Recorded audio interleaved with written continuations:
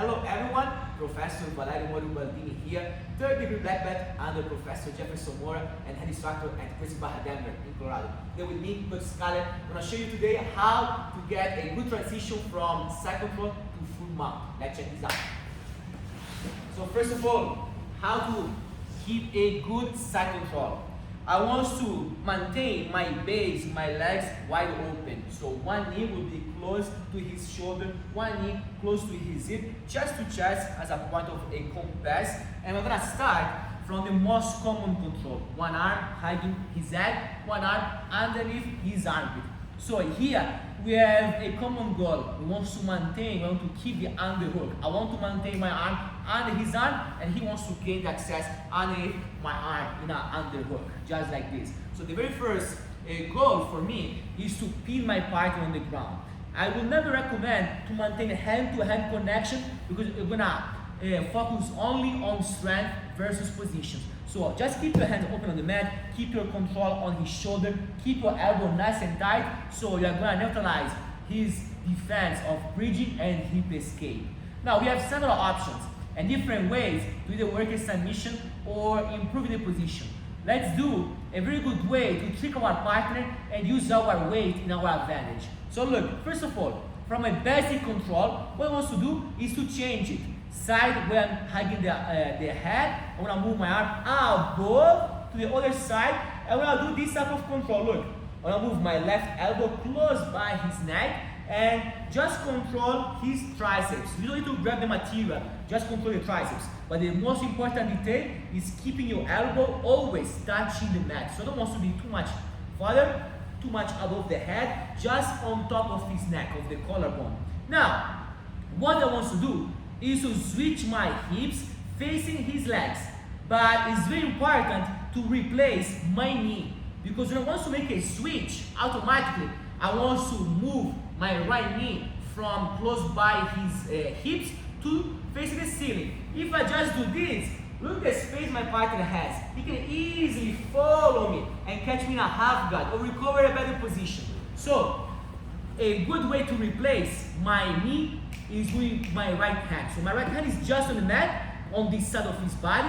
I will circle to the other side, placing my hand just on the mat. So now, whenever I move my knee, if he is moved on the side, he cannot follow me because he's not find my arm.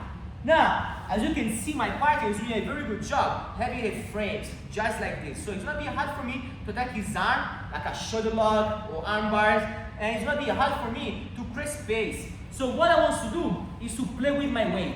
I want to do like a scroll first, all my weight on top of this forearm. So look, I start to stretch my left leg back and be heavy with my left hip on his forearm. So now what happened? Two options.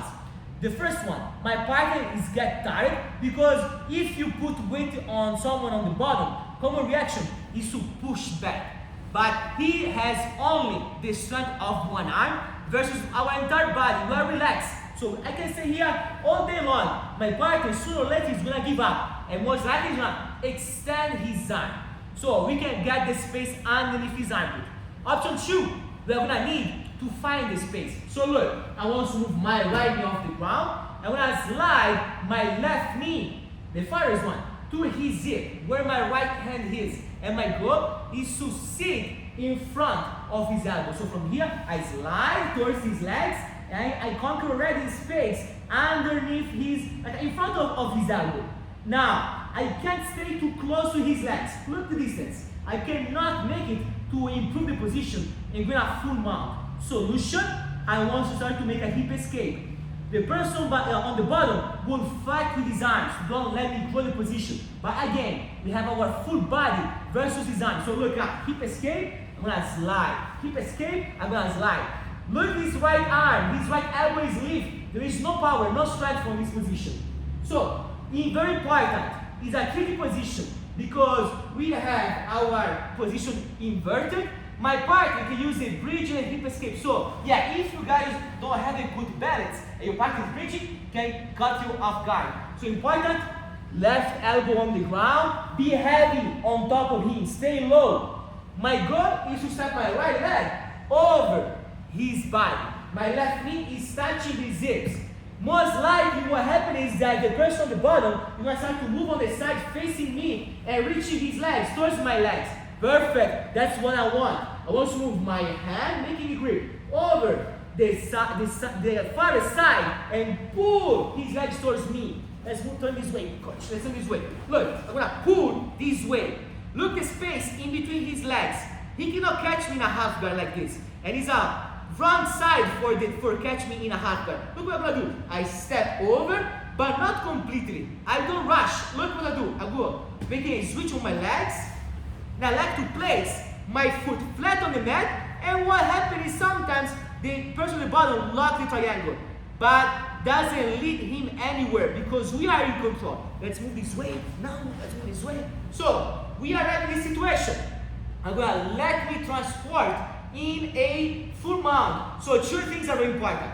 As I go on top, my right knee goes towards the mat, but my right hand goes underneath his armpit, conquering the space. And as I'm making my body parallel on top of my partner's body, I'm going to start to hug his ass. So look at 1, 2, and 3.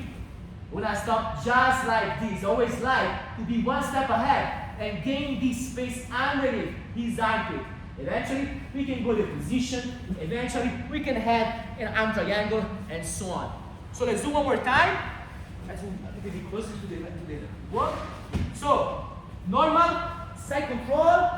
Now, start to switch to position. 1, 2. I start to be heavy on him. I always say to my students, this is not Zumba. You don't want to flip your hips like this. You want to play with time. Over time, your partner is going to lose their strength. So look, be heavy. If your partner is reacting, he's going to stretch his arm. If not, I start to move towards his legs. Sit in front of his elbow and hip escape. Look my weight. All my weight is on top of him. I don't want to maintain my weight back and my elbow lift from the ground. So from here, my partner is going to start to catch me with his legs. That's fine. Control the top leg. Let's move this a little bit. Control the top leg and pull. Now keep him. Switch my legs as a scissor and control in between his legs. He might cross the triangle or not, but what's going to happen is going to lead me in his on top of the full mount. So I did 3 things. Knee towards the ground. Arm conquer the underhook. Very important. And my left arm is going to hide his eye. So look at 1, 2, 3. We're going to stop in a good position, getting our 4 points for the full mount. So this is I will call elaborate way to get into a better position. So the full mount is one of the best positions in Jiu-Jitsu, and there are always few ways you can achieve it, starting from the side control. Giving space and working speed, or as you work today, pressure and time. You will see that if you are passionate enough, and you work with your body weight versus strength, you're gonna get a very good success. So I hope you guys enjoy the video, the technique. If you like it, subscribe, and see you next time. Os!